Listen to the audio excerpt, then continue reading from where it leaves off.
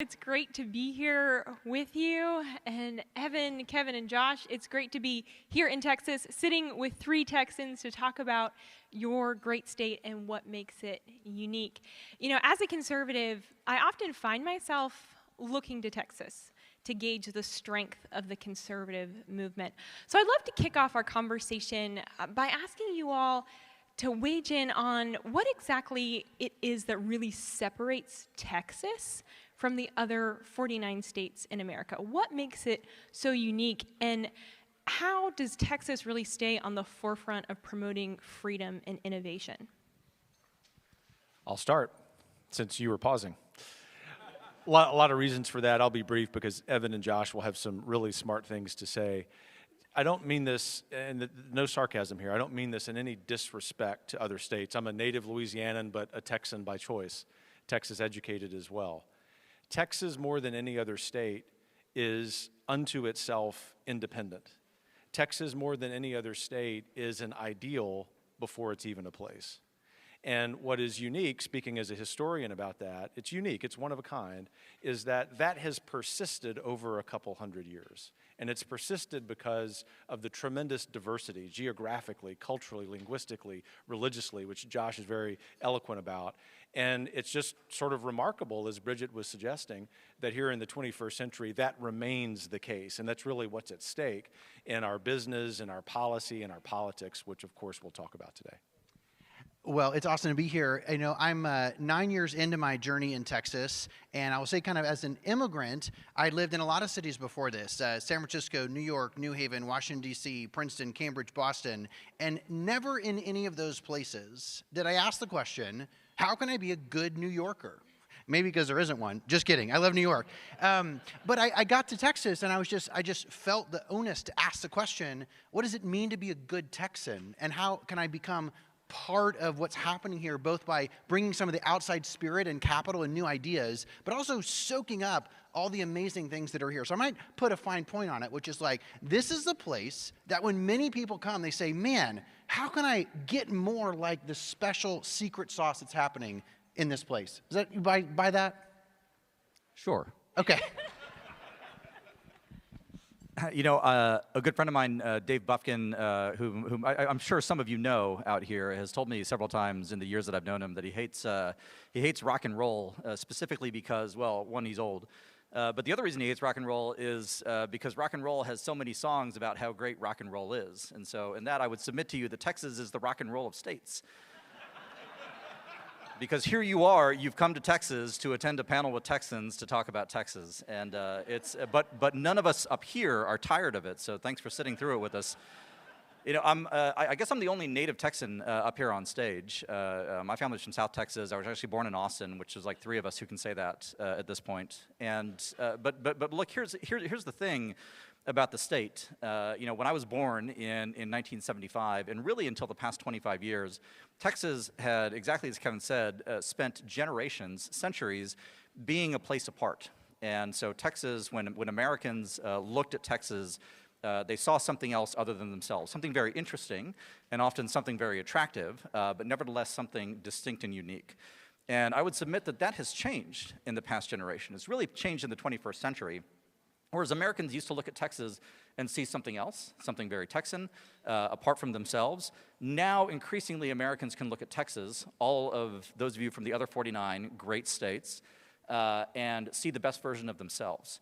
We're going to talk a lot about what makes Texas outstanding, and there is a lot that makes it outstanding. But I want to emphasize this. There's nothing great about Texas, ultimately, that doesn't come from the United States of America as a whole. And that's why in our Declaration of Independence, March 2nd, 1836, one of the clauses says explicitly that we are rebelling to reclaim the liberties which we knew in the land of our birth, the United States and America.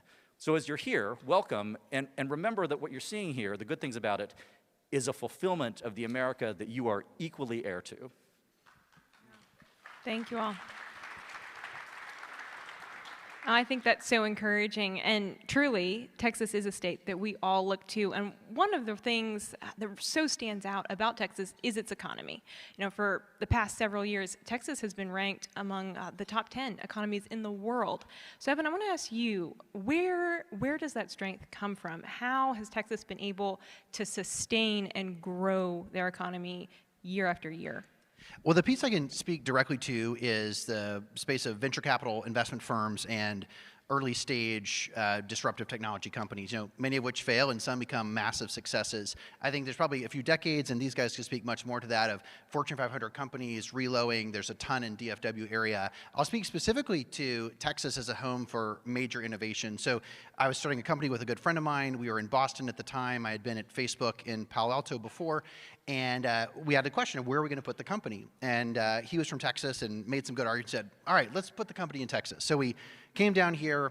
I brought my poor wife. It was like day 100 in a row of over 100 degrees. And we're like, what did we do? Why did we move here? And so we learned that in the summer, you actually just get in the water. You just got to be in the water. Otherwise, you might combust. It's very hot here. And so those first few years, so this is like, 3 to 9 years ago, Austin, particularly in the venture capital early stage scene in Texas, felt pretty slow. 3 years ago, Silicon Valley created more equity value, 52 times more, than Austin. So from like an equity value creation perspective, January 7th, Silicon Valley, sit down and rest. It'll take Texas the rest of the year to catch up to you. Something really powerful is happening in the last 12 months. Unfortunately, due to COVID, but thanks to our friends, governors of Illinois and New York, and particularly California, the amount of venture capital firms and world-changing early-stage venture companies, venture-backed companies that are moving to Texas, we had a slow trickle for those early years, and then the dam just opened starting a year ago. There were people that I've been friends with for years who always joked about how small and backwater Texas is, and now they're buying houses in Texas. And I'll put a fine point on it, leave it here. Someone who's very close to Elon Musk and very central to the mission of growing SpaceX literally said this: if Texas falls, mankind will not get to Mars. If Texas falls, mankind will not get to Mars. Let that sink in for a second. That's not saying that on the margin, Texas is a little bit better than Arizona, or a little bit better than Florida, or a little bit better than putting this in Argentina or Russia. It can't happen anywhere else.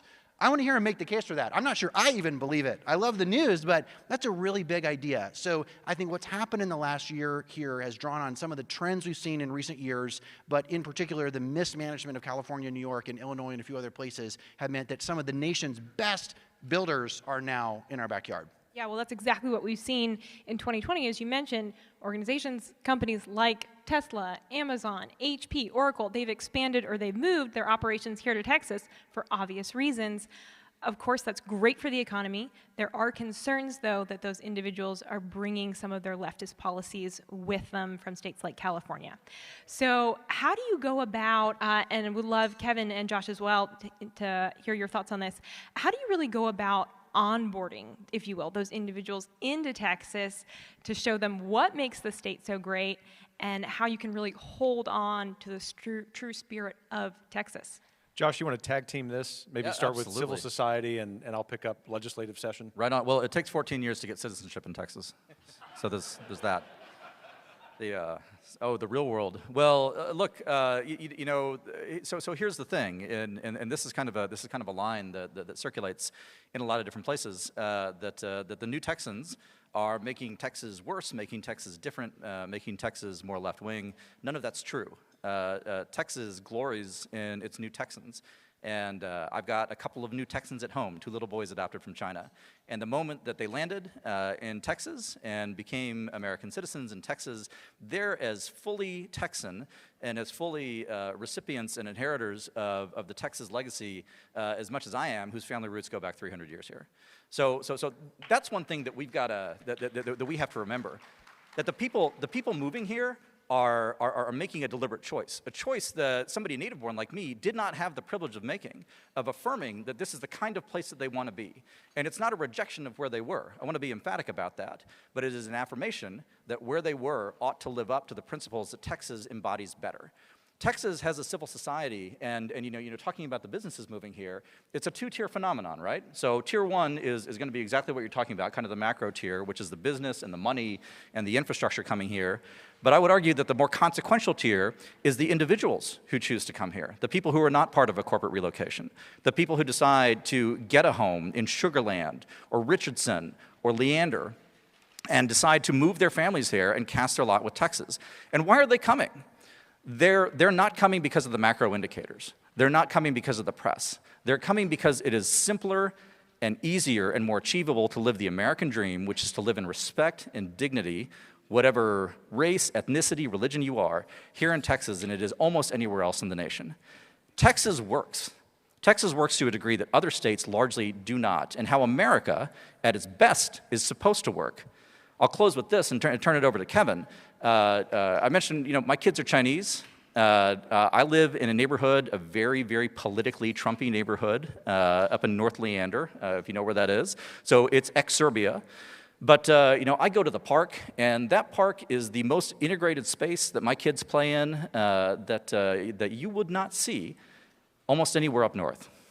And I've lived there. I've lived in D.C., I've lived in New York, I've lived in San Francisco, I've lived in Chicago. All great places. Lots to love about all of them. But only in Texas have I found the real American dream where you grow up and are judged truly by the content of your character. And that speaks to who we are. Kevin? Nicely said. We like to say at the Texas Public Policy Foundation, and we mean this in respect for those of you not from Texas, that Americans can live out the American dream more profoundly in Texas than anywhere else. The national media, even the little bit of friendly national media that exists to our worldview, see that as a statement about policy, about politics, and some of that's right. Some of them even home in on policies with low taxation and low regulation, and all of that's relevant. But the real key thing, the real reason that any American can live out the American dream more profoundly in this great republic is because of what Josh said. Scholars might say that Texas civil society is alive and well at a time when civil society in American history is at an all-time low. I almost get choked up saying this, but whether we're sitting in church northwest of Austin or going to some of the same parks that Josh frequents with his kids or Evan frequents with his, anywhere in Texas, people look at one another and they're not worried about skin color. They're not really worried about language. They're not worried about the church you go to. They're worried about if they're going to be willing, you're going to be willing to stand shoulder to shoulder with them to keep this place what it is. And yes, that can get reduced to red state versus blue state, and I'm here to tell you that's important too.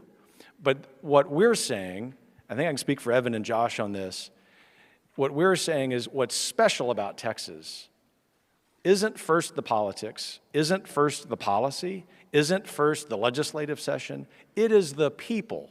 And it doesn't just have to be the native born, because keep in mind, over 50% of the people who live in the greater Austin area were born outside Texas. And they're just as proud to be here as our native Texan friend is. I might just flag to that. One challenge I've seen in trying to onboard these more libertarian-oriented people who left because their cities were failing. It was hard for their businesses. I think some arrive here and they're excited, like, wow, actually this is really diverse racially, and like some of these things that are surprising to them. One hard thing from a movement perspective is when you look at our statewide Republicans and some of the message of the Republican Party itself and some of the conservative apparatus, someone comes here, they say, I want to build a good business, I love racial diversity, I love Texas being a great place, that's why I'm voting for Beto. It just fits that Beto would be the person that seems to embody all that they're wanting to find. And so we have a challenge, I think, is this intergenerational transfer of the Republican Party, of the conservative movement. The exact things that we're saying, I think, when communicated with some of our messengers, are not appealing to these newcomers into the state. So I think the onboarding question is a really important one that I feel we're a little flat-footed on right now. Can I add the punchline to the Beto thing there? So when Beto came within 2.5 points-ish of unseating Senator Cruz, native-born Texans voted majority for Beto O'Rourke. It was the non-native Texans, the immigrants to Texas, the people who affirmatively chose Texas, who put Cruz back into the United States Senate. That speaks volumes, and that's why I want everybody in this room to move to Texas, because we need you. Let's start packing when I go home. Come on down. Well, we have to talk about some of the key policy debates that I think are on all of our minds, and of course that Texas is facing as well right now. The election integrity is something that is on everyone's mind, and of course just earlier this week we saw in the Texas legislature that key election integrity legislation was blocked as Democrats just got up and walked out. Give us your thoughts on this, Kevin. Well, some history there, Virginia. Once a decade, Texas Democrats abandon their post when they don't have the votes to defeat common sense legislation. And once a decade, Republican leaders get a little weak in the knees and they let them do it. But also once a decade, those leaders come back and realize we're not going to let that happen again. And so the good news is, while Sunday night shouldn't have happened, when the Democrats left their posts and the House calendar got a little awry, we'll let other people analyze that. The point is, there's going to be a special session in Texas, and we're going to get the strongest election reform bill in the history of mankind as a result. Why? Why? Because it is decidedly American, and therefore decidedly Texan, that when all you're trying to do is give the same rules for voting by mail as you have for voting in person, that's going to get done. And it's also imperative upon the legislature, as they understand, that even on the heels of an extremely productive legislative session where they addressed almost every important issue with the exception of elections and transgender issues and social media issues, they got everything else done, that they're going to come back late this summer and early this fall, and they're going to do, as we like to say, keep Texas, Texas. There is tremendous support for that to happen, and they recognize that, to Josh's point and something Evan said earlier, it isn't just Texans who are paying attention to this. It isn't just Americans who are paying attention to this. The whole world realizes that what is at stake in the legislative session is crucial for the future of mankind. That sounds like hyperbole, but it's really true. We're at a tremendous crossroads in the history of this country.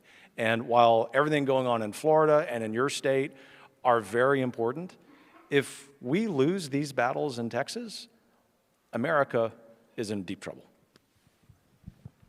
Anything you all would like to add? Yeah, well, Mars is in trouble too, apparently. I mean, that's... Well, and one of the other big issues that is on all of our minds is what's happening at our southern border, and every state in America is affected by that, but Texas is uniquely affected. How is the Lone Star State being impacted by what we're seeing happen on the border? I can speak a bit to that, if you want to add on the policy front. Look, I mean, Texas has 182 years of experience bordering Mexico. So it's not new in a sense, but Texas is the warning light to the rest of the country. And I actually was in Houston last night giving a talk to a small circle about this. So if you are insomniac and want to cure that, I will tell you about Mexico at length on private time. Look, Texas is moving toward a place where we understand, and I think the institutions are starting to understand that we have to do more as a state for the state. And what's interesting is that when we poll around the state, because we do it regularly at the foundation, is that Texans very much trust Texas institutions. The trust in the federal institutions are fairly low, as you might expect, which mirrors the national mood. But here it's a lot of lived experience. And what all of you saw in 2020 with South Texas veering right politically in ways that were unexpected, there were a lot of roots for that, so it wasn't monocausal. But one of the reasons that it happened was because South Texas Mexican Americans, my dad's people, felt more keenly than almost any other community in America the threat and the danger of the immigration regime that's been allowed to persist. Because these are their communities, people who are very deeply rooted there. And the left's thesis throughout has been that there's kind of this vague, kind of inchoate inter-ethnic solidarity, that a guy from Laredo, who's named Garcia, is going to feel a lot of solidarity with somebody from El Salvador, right? Completely false. Completely false. South Texas, for those of you who get the chance to go, and especially among the Hispanic community, the Mexican-American community there is among the most U.S.-identified, I can say that now, that's like a left term, they're identified as Americans, patriotic, and border wall building people as you'll ever find. That doesn't mean they're Republicans, but it means that on the policy front, they're on the right side. And that, I think, is the bellwether for where Texas is going to go on this issue. Good point. Quick thing on the policy side, if you don't mind, Virginia. Two things. The first is Texas has to spend $1 billion every state budget on the border crisis. That's a job that the federal government should be doing according to our Constitution. The second thing is, if the federal government wants to do this truly stupid thing and send Texas $30 billion through a so-called COVID relief bill, we've been arguing at our foundation for 2 months, let's take the $5 billion earmarked for real infrastructure and go finish the border wall ourselves.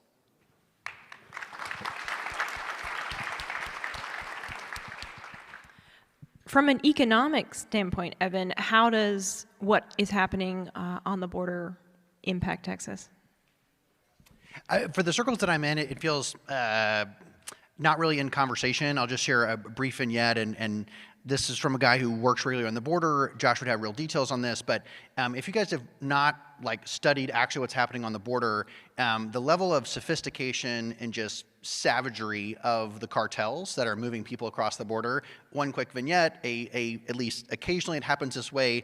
There will be many people that are being trafficked will come to the border. The women will have babies. DPS will come down and meet them. They have found where they're coming. One of the first approaches is to throw babies into the water. So DPS agents go into the water to try to grab the babies. If there's a 10-year-old boy, they'll break his leg, throw the baby in the water, the kid in the water to have the police officer go down and get the kid. What is happening on the border really feels like what actually happens in the movies. And I'd say in Austin, it's great restaurants, in Dallas too, you just have no idea what's actually happening. So I guess the only thing there I'd say is just a vote to try to go to the border. Josh will invite you down and show you around, and just invest in really the truly barbaric nature of what's happening there. And whether you're, pro-Texan, pro-American, if you're just pro-human, what's happening there has got to stop. These are issues that we're facing across the country. How is Texas really leading the way, or the conservative movement in Texas leading the way in working together to collaborate and find solutions to issues like what's happening on the border, strengthening the economy, strengthening election integrity? I'll start with that and say that the important criticisms of the tail end of the legislative session aside, that the session was the most productive, we believe, in the modern history of Texas. And that wasn't because every vote was decidedly partisan. In fact, almost every vote in the Texas Senate and the Texas House was decidedly bipartisan, even on some key issues. We have a wonderful bill that rejects critical race theory. Needs a little bit of cleanup in the special session, but it is one of the greatest bills that's been passed this legislative session. We have a wonderful bill that addressed the electricity debacle in February, which, by the way, was caused by some very non-Texas policy invading Texas. And so we were able to secure, including the scholars at our group, were able to secure a bill that tells these capital houses in New York who don't want to invest in oil and gas companies, that's fine, but you're no longer going to be doing business with the state of Texas. These are the kinds of courageous moves, and those are just a few that the legislature's been able to do. And I would expect that you're not only going to see a single special session, but probably multiple special sessions, because Governor Abbott, Lieutenant Governor Patrick, Speaker Phelan understand what's at stake. I just add in, I love the idea of jurisdictional competition, that our cities should compete with each other, and that our states should compete with each other, and even that nations should compete with each other. And I love when governors or mayors can brag about great businesses coming in. I love when business leaders can talk about recruiting really great talent. And my sense is, an interesting topic is Texas as a state is competing really well. Proof is in the pudding. People are moving here, and other states are like, gosh, we keep losing all these companies or these great people or these great institutions to Texas. The city level is kind of sticky. Many of these people moving into Texas look at the politics in Austin. I mean, it's kind of an absolute disaster what's happening with our mayor, and I think probably half of the city council actually identifies as members of the Democratic Socialist Party. So it's the cities are becoming incredibly liberal. The judicial races are being swept by the Democrats. So there's an interesting tension here. Our state is definitely winning. I would say we have got a little work to do on our cities. I'd say the big service that the Lone Star State and Lone Star State conservatism does for conservatism and the rest of the country is to really demonstrate that conservatism is for everyone, wherever you're from, whoever you are. You know, one of the things that's very unfortunate about the present age is this idea that politics and policy is essentially a tribal exercise. So we've got to get our people more out than their people, and you see it up north, you see it elsewhere. You know, the common phenomenon, you know, in a place like Michigan, or not to pick on Michigan, but it happens across the country. You've got a city that's say it's majority minority, say it's mostly African American, it's mostly, you know, Hispanic, and then so politics and governance becomes an exercise in turning out, you know, the white suburbs, for example. Well, in Texas, we don't really have the white suburbs. We have suburbs with pretty much everyone in it, and you know, Texas is showing that conservatism and conservative policy and conservative politics, because that does matter, can work for and apply to and speak to absolutely everyone. You know, Texas has the largest black farming population in the country. Not a lot of people know that. We have a gigantic Mexican-American population.